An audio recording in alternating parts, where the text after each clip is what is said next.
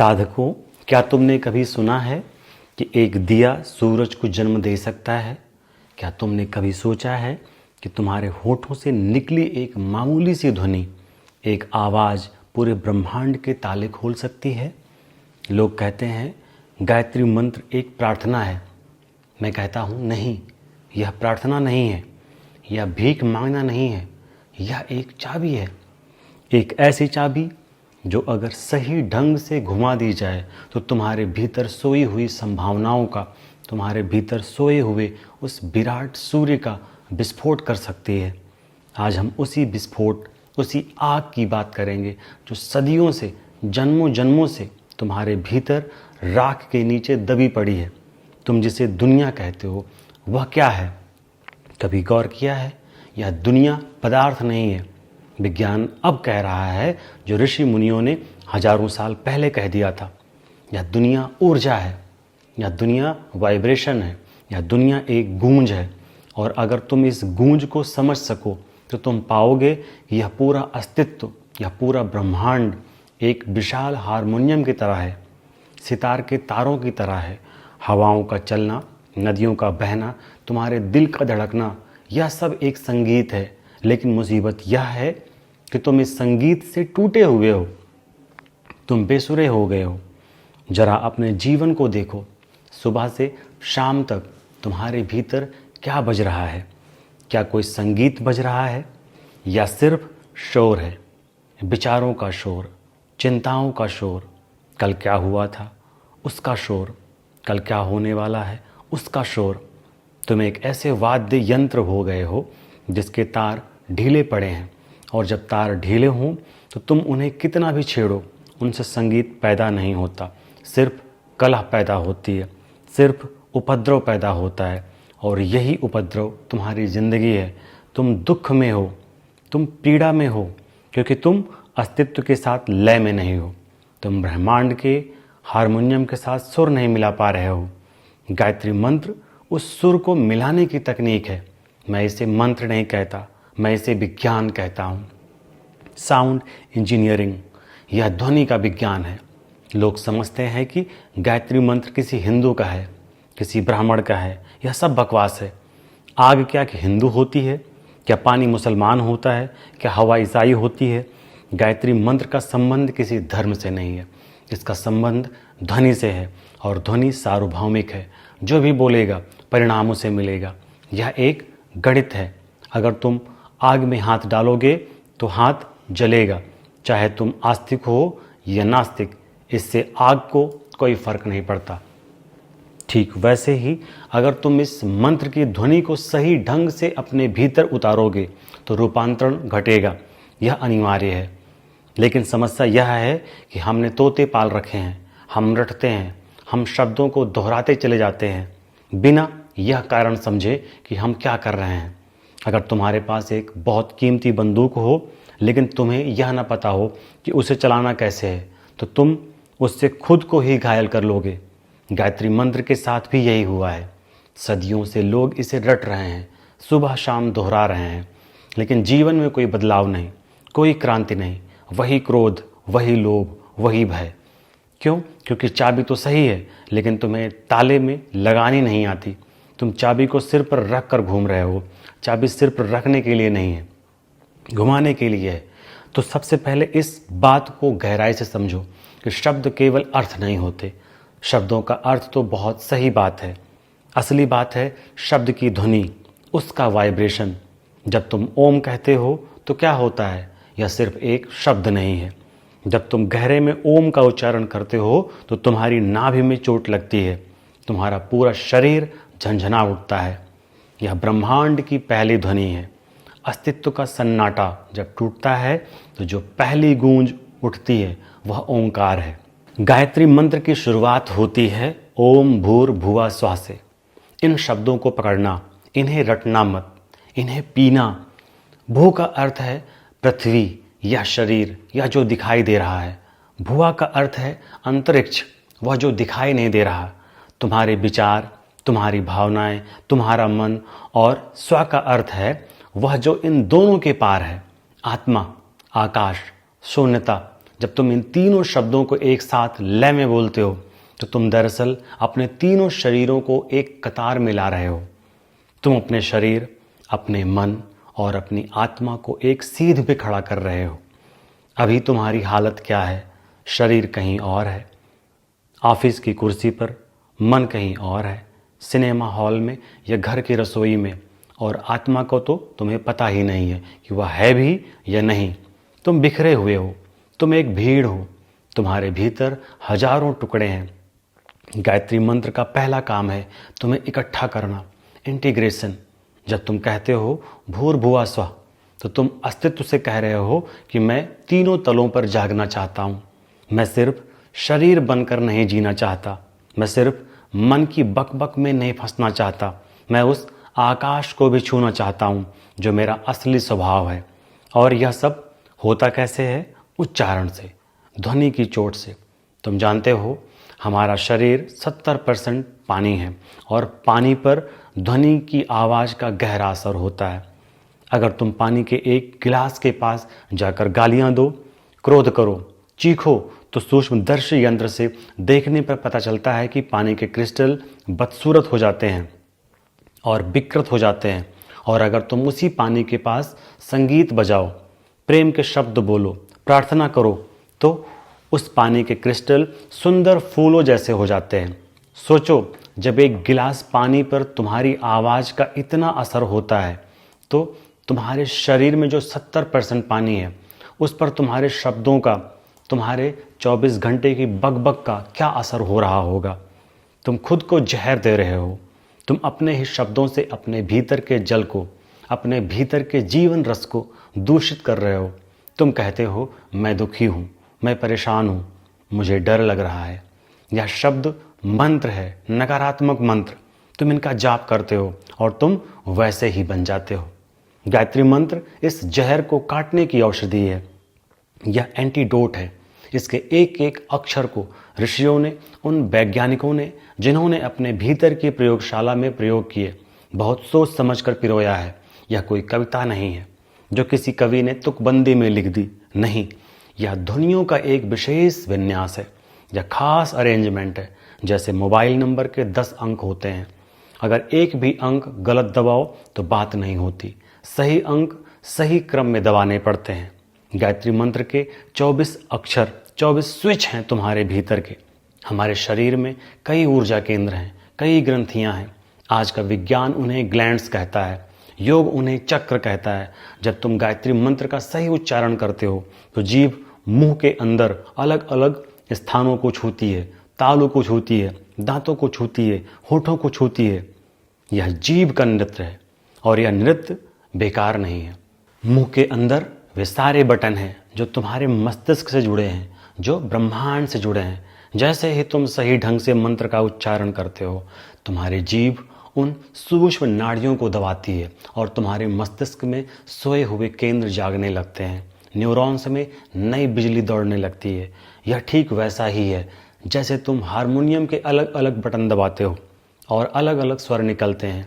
अगर तुम तत्सवितुर्वरेण्यम का उच्चारण सही ढंग से करो तो तुम पाओगे कि तुम्हारे भीतर एक गर्मी, एक ऊष्मा पैदा हो रही है। सवितुर का अर्थ है सूर्य, वह जो सबको जन्म देता है, वह जो प्रकाश का स्रोत है। बाहर का सूरज तो रोज निकलता है, लेकिन तुम्हारे भीतर अभी रात है, घनी अंधेरी रात। तुम बेहोशी में जी रहे हो। तुम चलते हो, खाते हो, पीते हो, लेकिन सब नींद में, जैसे कोई सोमनबुलिस्ट, नींद में चलने वाला आदमी। गायत्री मंत्र का दूसरा चरण है उस सूरज का आह्वान। हम उस परम तेज को, उस दिव्य प्रकाश को अपने भीतर धारण करते हैं। क्यों? ताकि हमारी बुद्धि का अंधेरा मिट सके। हम मांग क्या रहे हैं? हम धन नहीं मांग रहे, हम लंबी उम्र नहीं मांग रहे, हम स्वर्ग नहीं मांग रहे। यह मंत्र बहुत अनूठा है। इसमें कोई मांग नहीं है। इसमें सिर्फ एक ही प्रार्थना है, रोशनी की, कि मेरी बुद्धि जो अभी कुंठित है, जो अभी पत्थरों से दबी है, वह जाग जाए। जरा सोचो, तुम्हारी सारी समस्याओं की जड़ क्या है? क्या तुम्हारी समस्या यह है कि तुम्हारे पास पैसा नहीं है? या तुम्हारी समस्या यह है कि तुम्हारे पास पत्नी नहीं है या पति नहीं है? नहीं, तुम्हारी समस्या यह है कि तुम्हारे पास समझ नहीं है, तुम्हारे पास वह आँख नहीं है जिससे तुम जीवन को साफ साफ देख सको। एक आदमी अंधेरे कमरे में रस्सी को सांप समझकर डर रहा है, पसीना पसीना हो रहा है, चिल्ला रहा है, भाग रहा है। उसकी समस्या सांप नहीं है, क्योंकि सांप तो वहाँ है ही नहीं। उसकी समस्या अंधेरा है। और समाधान क्या है? क्या लाठी लेकर सांप को मारना समाधान है? नहीं, समाधान है एक दिया जला लेना। रोशनी होते ही वह पाएगा कि जिसे वह सांप समझ रहा था वह तो सिर्फ एक रस्सी थी, और हंसी फूट पड़ेगी, डर गायब हो जाएगा। गायत्री मंत्र यही करता है, या तुम्हारे भीतर एक दिया जला देता है। भर्गो देवस्य धीमहि का अर्थ है हम उस दिव्य तेज का ध्यान करते हैं, हम उस तेज को अपने पोर पोर में सोखते हैं। जैसे एक स्पंज पानी को सोख लेता है, वैसे ही साधक उस ब्रह्मांडीय ऊर्जा को, उस कॉस्मिक एनर्जी को अपने भीतर सोखता है। और जब वह ऊर्जा भीतर आती है तो कूड़ा करकट जलने लगता है। तुम्हारे भीतर जो जन्मों के संस्कार पड़े हैं, जो डर बैठा है, जो हीनता की ग्रंथ पड़ी है, वह सब उस आग में भस्म होने लगती है। लेकिन लोग क्या कह रहे हैं? वे मंदिर में बैठकर जल्दी जल्दी मंत्र पढ़ रहे हैं ताकि फिर दुकान जा सकें, ताकि फिर उसी दुनियादारी में लौट सकें। उनकी नज़र घड़ी पर है, 5 मिनट हो गए, 11 बार हो गया, चलो छुट्टी। यह व्यापार है, यह साधना नहीं है। तुम परमात्मा को धोखा दे रहे हो, नहीं, तुम खुद को धोखा दे रहे हो। अगर तुम मंत्र कर रहे हो और तुम्हारे भीतर शांति नहीं उतर रही, अगर तुम्हारे चेहरे पर एक नई चमक नहीं आ रही, तो समझ लेना कि तुम सिर्फ होंठ हिला रहे हो, भीतर कुछ नहीं हो रहा। शब्दों में बहुत ताकत है अगर वे हृदय से निकले। एक छोटा सा शब्द अगर आज तुम कागज़ पर लिख दो तो कागज़ जलता नहीं है, लेकिन अगर तुम असली आग ले आओ तो कागज़ राख हो जाता है। तुम्हारे शब्द अभी कागज़ पर लिखे हुए शब्द हैं, उनमें प्राण नहीं है, उनमें आग नहीं है। गायत्री मंत्र को जगाना पड़ता है, इसे सिद्ध करना कहते हैं। सिद्ध करने का मतलब कोई चमत्कार दिखाना नहीं है। सिद्ध करने का मतलब है अपनी सांसों के साथ, अपने धड़कनों के साथ इस मंत्र को एक कर लेना। जब तुम शांत होकर बैठते हो, रीढ़ सीधी होती है और तुम इस ध्वनि को अपने नाभिक केंद्र से उठने देते हो, तो तुम महसूस करोगे कि तुम अकेले नहीं हो। तुम पाओगे कि पूरा ब्रह्मांड तुम्हारे साथ गूंज रहा है। पेड़ पौधे, चांद तारे सब उसी ऊर्जा से बने हैं जिससे तुम बने हो। यह मंत्र तुम्हें उस विराट के साथ जोड़ देता है। अभी तुम एक टूटे हुए पत्ते की तरह जो हवा के थपेड़े खा रहा है, डरा हुआ, सहमा हुआ। मंत्र तुम्हें वापस पेड़ से जोड़ देता है, वापस जड़ों से जोड़ देता है। और जैसे ही तुम जड़ों से जुड़ते हो, भय मिट जाता है। एक छोटा सा उदाहरण लो, तुम अपने घर में हो, सब कुछ शांत है, लेकिन अचानक कोई आकर तुम्हें एक गाली दे देता है, एक शब्द। वह शब्द तुम्हारे कान में जाता है और क्या होता है? तुम्हारा पूरा शरीर जलने लगता है, आंखें लाल हो जाती हैं, हाथ कांपने लगते हैं, दिल की धड़कन बढ़ जाती है। एक शब्द ने तुम्हारे पूरे शरीर के रसायन, तुम्हारी पूरी केमिस्ट्री को बदल दिया, जहर घोल दिया। अगर एक गाली में, एक नकारात्मक शब्द में इतनी ताकत है कि वह तुम्हें नरक में धकेल सकता है, तो जरा सोचो, गायत्री मंत्र जो कि सकारात्मक ऊर्जा का, प्रकाश का, चेतना का महामंत्र है, वह तुम्हें किस स्वर्ग में ले जा सकता है। लेकिन हमें नकारात्मकता पर भरोसा ज़्यादा है। हमें गाली का असर तुरंत होता है, लेकिन प्रार्थना का असर होने में वक्त लगता है। क्यों? क्योंकि हम गाली को बहुत गहराई से पीते हैं, पूरे होश में पीते हैं, उसे पकड़ लेते हैं। और मंत्र हम ऊपर से फेंकते हैं। हम चाहते हैं कि बस किसी तरह यह काम निपटे। जिस दिन तुम गायत्री मंत्र को उसी तीव्रता से, उसी इंटेंसिटी से पुकारोगे जैसे तुम गुस्से में गाली देते हो, उसी क्षण क्रांति घट जाएगी, उसी क्षण दिया जल जाएगा। यह ध्वनि का खेल है। पूरा ब्रह्मांड नाद ब्रह्म है, साउंड इज गॉड, और गायत्री उस नाद की सर्वोच्च अभिव्यक्ति है। यह उस हारमोनियम का मास्टर नोट है जिसे दबाते ही सारे सुर अपने आप सेट होने लगते हैं। तुम्हें अलग अलग जाकर अपने क्रोध, अपने लोभ, अपनी वासना को सुधारने की जरूरत नहीं है। तुम बस एक मंत्र को साध लो, बाकी सब अपने आप सध जाएगा। जैसे अगर तुम जड़ में पानी डाल दो तो तुम्हें अलग अलग पत्तों को पानी देने की जरूरत नहीं पड़ती। पानी अपने आप हरे पत्ते, हर फूल तक पहुंच जाता है। गायत्री वही जड़ है। भारतीय मनीषियों की, भारतीय प्रज्ञा की सबसे गहरी खोज है। इसे सिर्फ एक रस्म मत बनाओ, इसे एक प्रयोग बनाओ, एक वैज्ञानिक प्रयोग। आज जब तुम बैठो तो सिर्फ रटना मत, महसूस करना। जब बोलो तत् तो महसूस करना कि तुम उस परम तत्व को छू रहे हो। जब बोलो सवितुर तो महसूस करना कि सूरज की किरणें तुम्हारे भीतर प्रवेश कर रही हैं। जब बोलो वरेण्यम तो महसूस करना कि तुम उस श्रेष्ठतम को चुनने के लिए तैयार हो। तुम कंकड़ पत्थर नहीं चुनोगे, तुम हीरे चुनोगे। हम जीवन भर कंकड़ पत्थर ही तो चुनते रहते हैं, छोटी छोटी बातों में उलझे रहते हैं। उसने मुझे ऐसा क्यों कहा, मेरा अपमान क्यों हुआ। अरे तुम सम्राट होने के लिए पैदा हुए हो और तुम भिखारी की तरह जी रहे हो। गायत्री मंत्र तुम्हें याद दिलाता है कि तुम्हारा वास्तविक स्वरूप, या तुम्हें झकझोरता है कि जागो, तुम वह नहीं हो जो तुम खुद को समझ रहे हो। तुम सिर्फ हड्डी मांस का पुतला नहीं हो, तुम साक्षात ब्रह्म हो। लेकिन यह सिर्फ बातों से समझ में नहीं आएगा। इसके लिए तुम्हें अपने भीतर के हारमोनियम को ट्यून करना पड़ेगा, और इस ट्यूनिंग के लिए ही यह मंत्र है। हर शब्द, हर मात्रा एक हथौड़े की चोट है जो तुम्हारी जंजीरों को तोड़ती है। क्या तुम तैयार हो उन जंजीरों को तोड़ने के लिए? क्या तुम तैयार हो अपने ही कारागृह से निकलने के लिए? क्योंकि दरवाज़ा खुला है, हमेशा से खुला है, बस तुम्हारी आंखें बंद हैं। मंत्र आंखें खोलने का काम करता है, रोशनी पैदा करने का काम करता है। अब हम उस रहस्य के दरवाजे पर खड़े हैं जहाँ विज्ञान और धर्म एक हो जाते हैं, जहाँ पदार्थ और परमात्मा का भेद मिट जाता है। तुमने ध्वनि को समझा, तुमने ओंकार की चोट को समझा। अब जरा इस चित्र को देखो जो ऋषियों ने, उस परम वैज्ञानिकों ने तुम्हारे सामने रखा है। गायत्री देवी। अक्सर लोग भ्रम में पड़ जाते हैं, वे सोचते हैं कि गायत्री कोई महिला है, कोई स्त्री है जो कहीं 7वें आसमान पर बैठी है, जिसके 5 सिर हैं। नहीं, यह बचकाना ख्याल है, यह बच्चों वाली बात है। इसे तोड़ना होगा। भारत की प्रतिभा प्रतीकों में बात करती है, इशारों में बात करती है, क्योंकि सत्य इतना विराट है कि उसे सीधा सीधा कहा नहीं जा सकता, उसे केवल इशारे से बताया जा सकता है। गायत्री के 5 सिर यह कोई शारीरिक घटना नहीं है, यह 5 तत्वों का इशारा है। तुम्हारा शरीर क्या है, कभी गौर से देखा? यह मिट्टी है, यह पानी है, यह आग है, हवा है और आकाश है। तुम चलते फिरते पंचभूत हो। पूरा ब्रह्मांड इन 5 तत्वों का नाच है, और तुम भी उन्हीं 5 तत्वों का एक छोटा सा संस्करण हो। पिंड में ही ब्रह्मांड है, जो बूंद में है वही सागर में है। गायत्री मंत्र का काम इन 5 तत्वों को शुद्ध कर देना, इसे भूत शुद्धि कहते हैं। जब तुम मंत्र का जाप करते हो तो क्या घटता है? सबसे पहले तुम्हारे भीतर की पृथ्वी तत्व पर असर होता है। पृथ्वी यानी तुम्हारा मूलाधार, तुम्हारा होना। अगर तुम्हारी जड़ें ही हिली हुई हैं तो तुम जीवन में कभी स्थिर नहीं हो पाओगे, तुम सूखे पत्ते की तरह उड़ते रहोगे। मंत्र तुम्हें वजन देता है, तुम्हें गुरुत्वाकर्षण देता है, तुम स्थिर होने लगते हो। फिर आती है जल की बारी। तुम्हारे भीतर 70% पानी है। तुम्हारी भावनाएं क्या हैं? पानी की लहरें ही तो हैं। कभी प्रेम की लहर उठती है, कभी क्रोध का तूफान उठता है। पानी का स्वभाव है बहना, लेकिन अगर पानी गंदा हो, कीचड़ वाला हो, तो वह सड़ांध पैदा करता है। गायत्री की ध्वनि तुम्हारे भीतर के जल को, तुम्हारी भावनाओं को निखारती है, उसे कीचड़ से कमल बना देती है।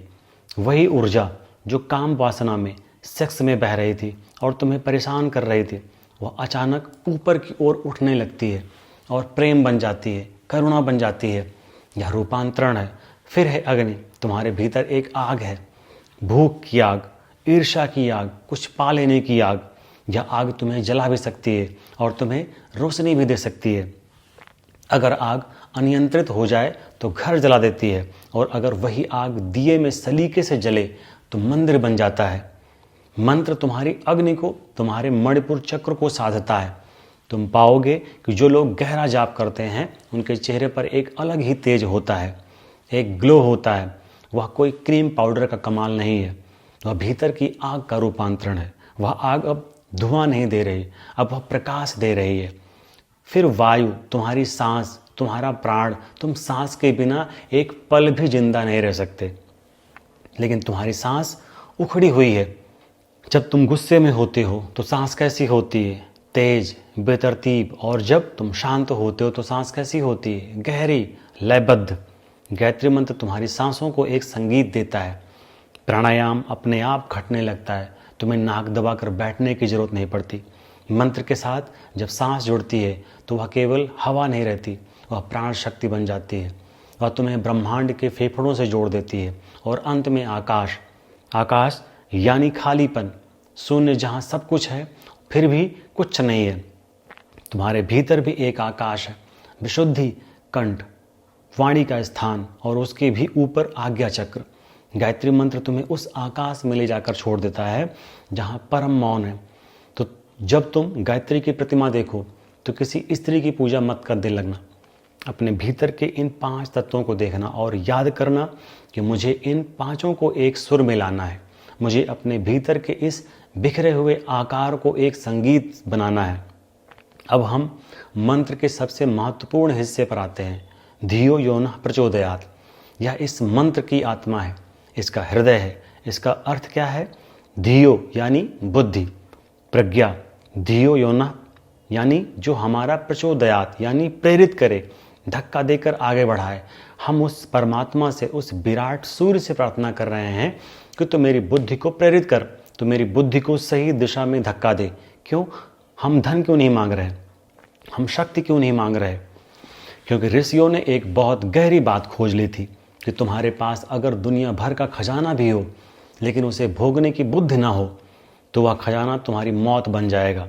देखो सिकंदर को, देखो नेपोलियन को, देखो हिटलर को, क्या कमी थी शक्ति की, क्या कमी थी साधनों की, लेकिन बुद्धि की दिशा गलत थी और उस गलत दिशा वाली बुद्धि ने पूरी दुनिया को और खुद उनको भी विनाश की खाई में धकेल दिया।